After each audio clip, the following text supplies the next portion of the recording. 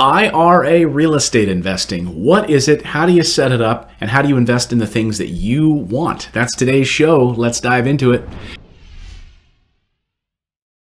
Hey everyone, welcome to the show. At the end of today's episode, you're going to understand the ins and outs of setting up a self-directed IRA and the power that that holds, something Wall Street really doesn't even want you to know about. I'm Clayton Morris. I'm Natali Morris. And this is the show where we try to teach you about financial freedom, passive income. Our whole goal is for you to go out there and take action and create more freedom in your life so that you have positive passive income coming in every single month. Indeed, that's true. So we're going to teach you how to take the IRA that you already have and consider using it to buy other types of performing assets other than the stock market, perhaps real estate, and we're going to show you how that's done. Now, this is a concept that kind of spun my head around when Clayton started bringing it up, and I'm going to be honest with you, I didn't like it because the marketing around the IRA is that if you buy one early, you contribute to it every year and you just let it grow,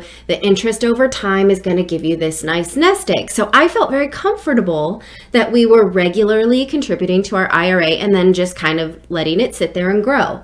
What I didn't know is that it wasn't just sitting there and growing, it was sitting there in the stock market in funds that either grow or don't, and they're also very expensive funds. So once I started to understand that, I was more open to the idea of a self-directed IRA. Now, what is a self-directed IRA? Great question. That was a question I was just about to ask. So if you are totally new to this concept, right, and you just Googled this and you're trying to figure out what is a self-directed IRA or how do I even invest with an IRA, we need to be very clear about the differences here, okay? Most people have no idea what a self-directed IRA even is. Right. So if you just came upon this video because you were looking for IRA investing, this is a totally different concept. And We're going to teach you the differences between the two of them, and we're going to tell you why one of the two of them is way, way better. Okay? Okay. So an IRA is a tax-protected savings account. So the government allows you to open up this type of savings account,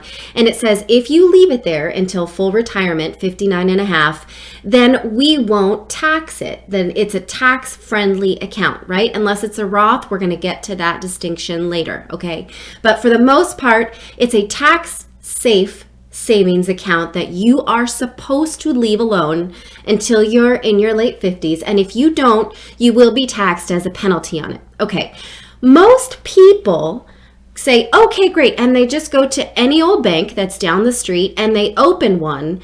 And then they think, oh, good, then it's going to be growing, right? And they don't really elect where that money goes. Some people do. Some people go in and say, I want this fund or that fund, right? But for the most part, you have a Wall Street-based bank holding your retirement and putting it in either aggressive or not aggressive type mutual funds or exchange traded funds.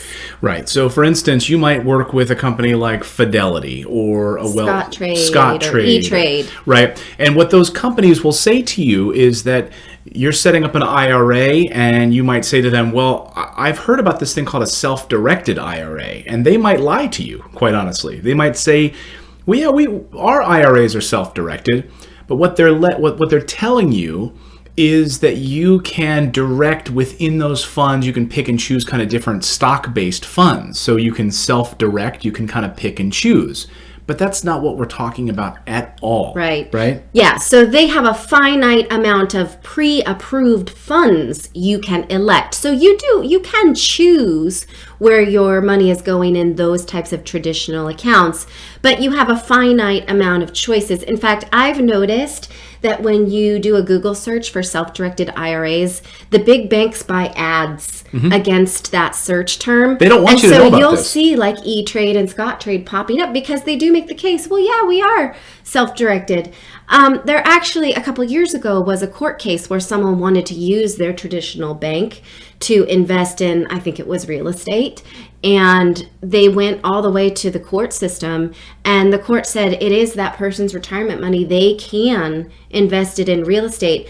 The problem with doing that with a traditional IRA custodian is that it's going to be really expensive because Fidelity or something is going to say to you, we don't even really have people to help you with that kind of investment. So they're going to charge you up the yin yang for that kind of thing. So if you are interested in not letting your money just chill out in the stock market, which after I had sort of done that analysis of how does it grow and what are the fees, I didn't like it. Once I had really looked hard and cold at the number, then you're going to have to find a company that does really truly let you self-direct your money. So we decided to do that. Once we understood what self-direction was, and again, we're going to get more into this in a second, but once we understood what self-direction was, which would allow us to take my retirement money and fully invest in real estate, actually buy houses with it, okay? Not stock-based real estate like a REIT or something like that, which is what those other companies will tell you they do. So if you go to them, you go to your Scottrade, you go to these places and say, I want to invest in real estate. They'll say, well, you can. Right. And then what they'll say We've is... had these conversations. Right, yeah. but they'll say, actually, they're having you invest in like a stock-based version of real estate, which is not really real estate investing. Okay, let's be very, very clear about that. And also, you don't get half the benefits of actually owning actual real estate. Right, So, there's no tax benefit to that. right, so we set up our self-directed IRA, and we'll get to this in a second, and we buy real estate. Now, we've bought a bunch of real estate inside of our self-directed accounts. Now, we at Morris Invest, our company, we make it very, very easy to do that. We actually have a team of specialists who work on this exactly. And so if you come to our website, just click on the Book a Call tab, and if you're ready to buy real estate, you can do that and go through the questions. It'll ask you your first name, last name, how do we get in contact with you? And then once you get down, I think it's question 7 or 8 on the list, it'll ask you, how do you plan to purchase real estate? And click the box where it says unlock retirement funds from a 401k or IRA, and then you'll connect directly with one of our specialists who is totally focused on helping set up your self-directed account and walking you through that process. So just want to explain that first. We can handle all of that. So now let's dive into some of the mechanics of what this self-directed is and how it's different than your normal IRA. Okay.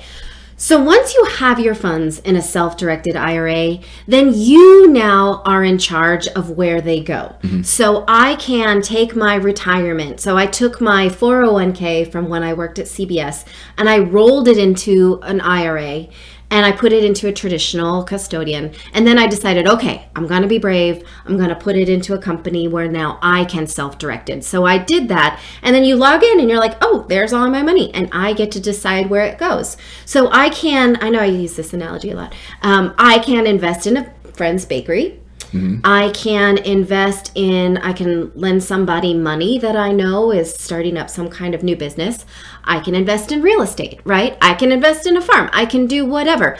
The rules are that whatever the terms of that investment are, all the returns go right back into that fund. So let's say you buy a house for $100 and the rent is $1 a month, right? You spend that $100 and then every month that $1 rent goes right back into your Roth IRA. Now, we're going to get to the distinction of Roth later. Right. I don't want to confuse you. I just want you to understand that the Roth is a savings account now that you're in charge of. The fees now are kind of preset fees because the custodian is going to say, once you make an investment, I'm going to charge you maybe $100 for that transaction. Right.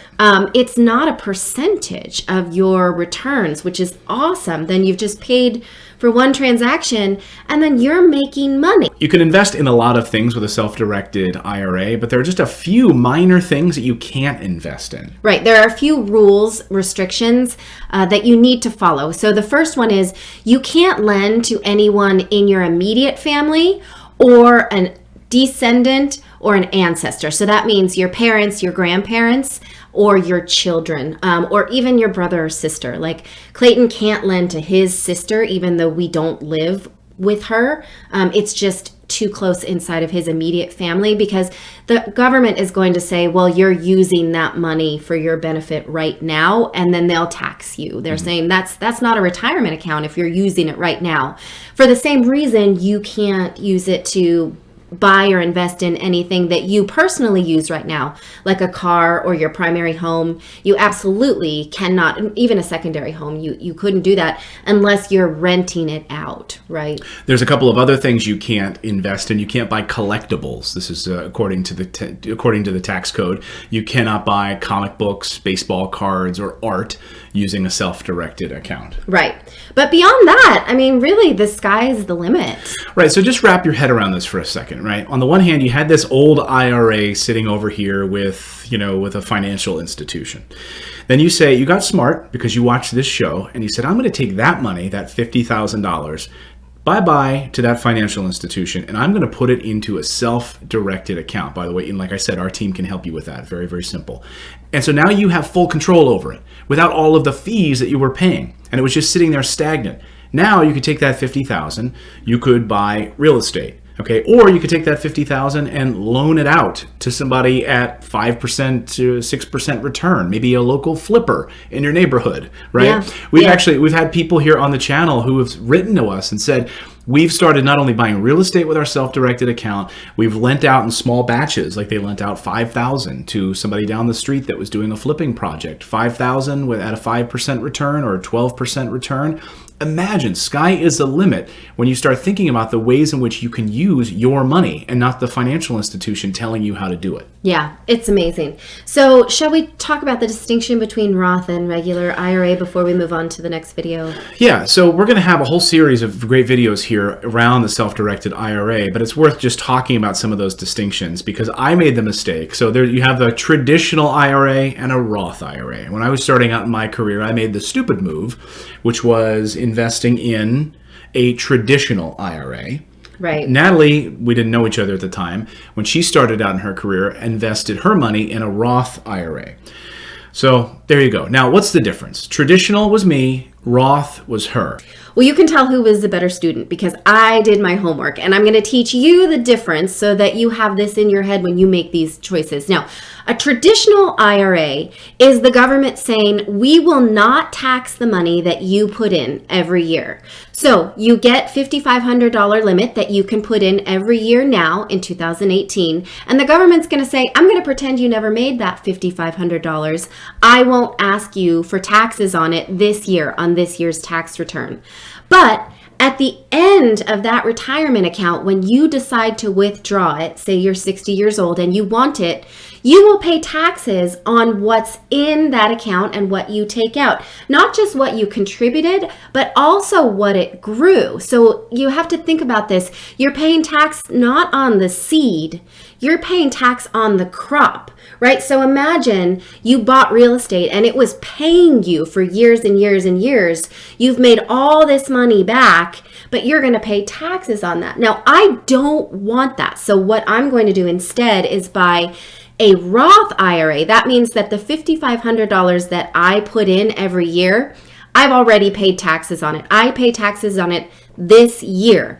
Then I grow it into a huge crop. When I take it out, it's tax free. Now, there are two reasons I like this. Number one, I believe I can grow this big time, right? Number two, I want to pay tax year over year and instead of this big lump sum. Now, this is something Clayton hates is when people say, well, what about when I'm in my 60s, I'll be at a lower tax bracket, right? Right, but that makes no sense. So if you're in a lower tax bracket when you're in your 60s, then that means you are retiring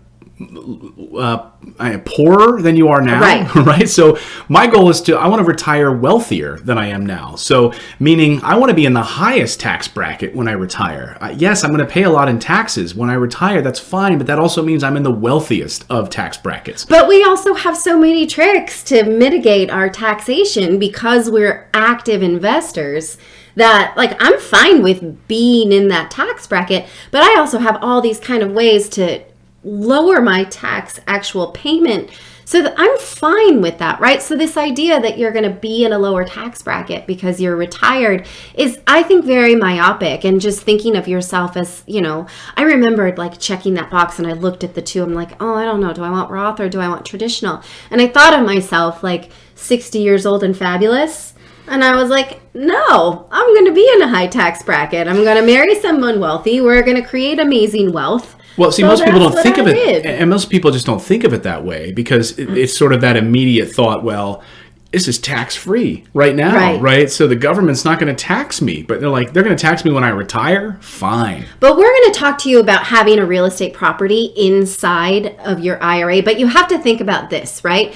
This monthly rent that you're getting, let's say you get $1,000 in rent from an investment, that rent will never be taxed. Right. If you're in a Roth IRA, which is crazy town, right? Like, Right. it's kind of crazy to think that they won't tax the crop because you're electing to pay taxes this year on your contribution. It is amazing. So there are multiple ways to make money with a self-directed account. This is just really an introductory video. I want you to check out the other videos in this playlist that are going to walk you through exactly how to use self-direction, some of the tricks of the trade, so all the tax benefits of it. It's one of our favorite ways to invest. So Yes. check it out. Also subscribe. Thank you so much for checking out this video. We wanted to cut right to the point and help you build wealth and financial freedom.